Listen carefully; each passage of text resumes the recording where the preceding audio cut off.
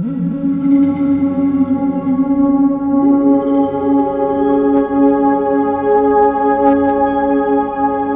pag-usapan natin about third eye or energy healing, spiritual world, mental traveling, astral world, astral traveling, ano pa ba?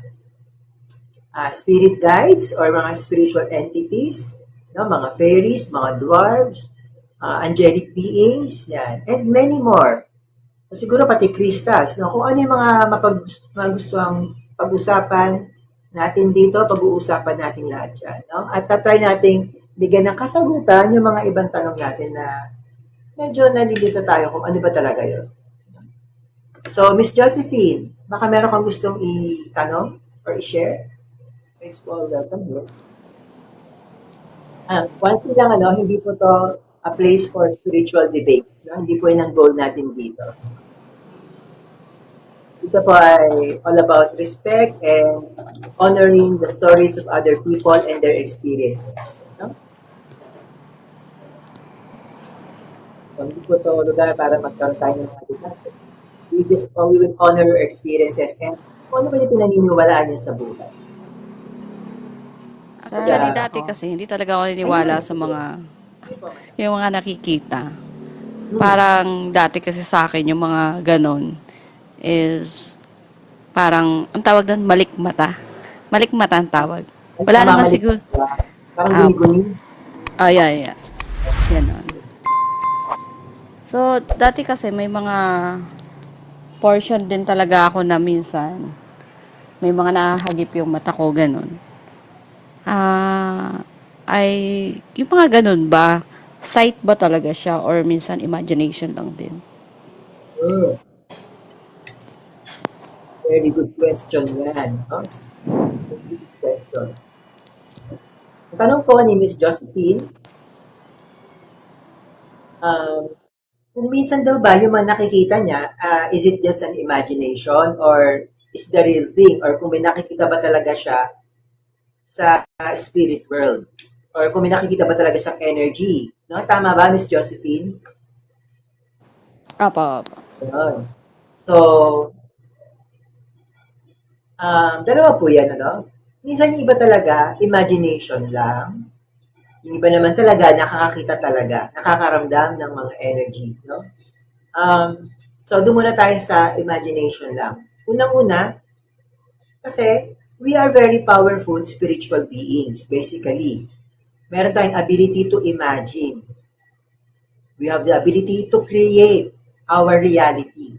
So, minsan, pag very powerful ang ating spirituality, no, ang our spiritual development, ay meron tayong level of spiritual development, sometimes that person can create an energy or a spiritual um, manifestation or an apparition in front of him or her.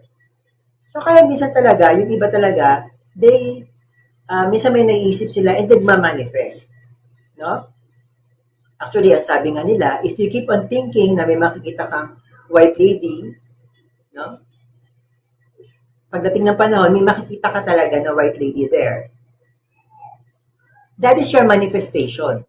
And actually, since na-manifest mo na siya, that energy, in a way, it is already existing. It's already existing in the spiritual world. So, yes, it's from imagination, but in the spiritual world, it is already real. Because the person has created it. So, can you see the difference there? Nakikita niyo ba yung parang pinagkaiba nun? No? Kaka-imagine mo, nag-manifest na talaga. So, nagkaroon talaga ng totoong energy doon or spiritual entity. You manifested it. So, yes, it's a product of imagination, but it is real in the spiritual world. Meron siyang existence na. And who is the creator? Ikaw. Kaya nga sinasabi ko talaga, we are co-creators of God because we all have the power to create. So we have to be careful with our thoughts and with our intentions because we have the power to make them real. No? Sometimes in the spiritual world, Minsan, sobrang powerful ka sa astral world. Minsan, sobrang powerful ka talaga, nagmamanifest in the physical world na kahit ibang tao, nakakakita na nung nai-imagine mo pa lang. Kasi you're that powerful na. No? Yes, yung sinasabing parang imagination lang. So actually, with that explanation, no? Yung imagination lang ay hindi lang siya lang. It's the power to create. Sorry, the imagination, no? Now, sabi ko kanina, minsan naman talaga, totoo, meron mga spiritual entities na talaga na nag-exist. And kung meron ka talagang spiritual development, yes, you can see them, and there's nothing wrong with it. Mararamdaman mo naman talaga kapag totoo yun. Paano? Try mong imagine. Mag-imagine ka ng iba. Bawa, nakakita ka ng lumulutang na flower. So, try mong imagine. Mag-imagine ka ng kotse. Pag nagbago yung itsura nun, then is your imagination. Pero, if kahit anong imagine mo, pinipilit mo siyang baguhin, pero ayaw magbago, then, there's a stronger possibility na totoong yung nakikita mo na meron talaga nag-i-exist na gano'n sa spirit world. Okay ba yon, Miss Josephine? Medyo satisfactory ba yung sagot natin? Na-clarify po ba? Apo. Actually, kasi pag ganun, medyo nagpapanik ako. Nagpapanik ka. Medyo tendency ko talaga to run away. Ganun. Yeah. Yes, kapag kasi pagbago, no, pag first time, lalo na kapag, yun nga, pagbago, hindi ka pa masyadong sanay, magugulat ka rin talaga, magpapanik ka, no? Pero, it's a very natural thing. Kasi sabi ko, di ba, ikaw, you can create those energies, those spiritual entities. At possible makita ng ibang tao yun na sensitive.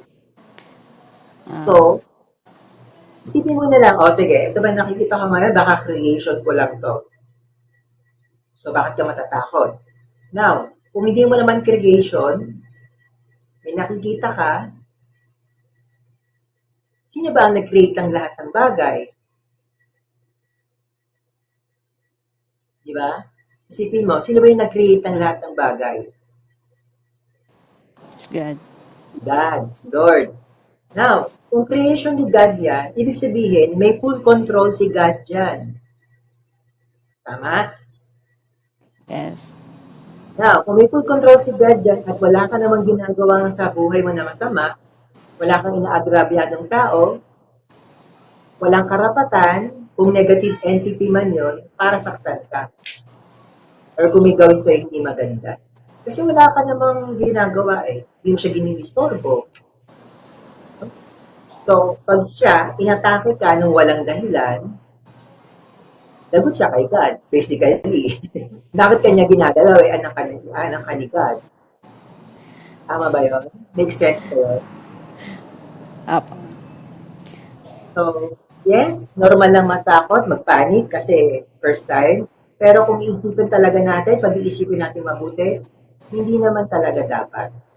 As long as yung puso natin ay, anyway, nagtatry tayo maging mabuting tao. Kapwa natin at sa sarili natin. Meron tayong paggalang sa ibang tao, sa sarili natin, at sa mga spiritual entities na yan. Ayan. Uy, may tanong si Miss, okay ka na po ba doon, Miss Josephine? Salamat po sa question na. Apo. Later na lang ulit. Meron pa. May problema. Pero, meron tayong oras lang dito. No? Siguro, kung may mga tanong pa kayo, kung natin makover lahat ngayong gabi, ay next week natin sila itatry pagkwentuhan at sagutin. Okay ba yun?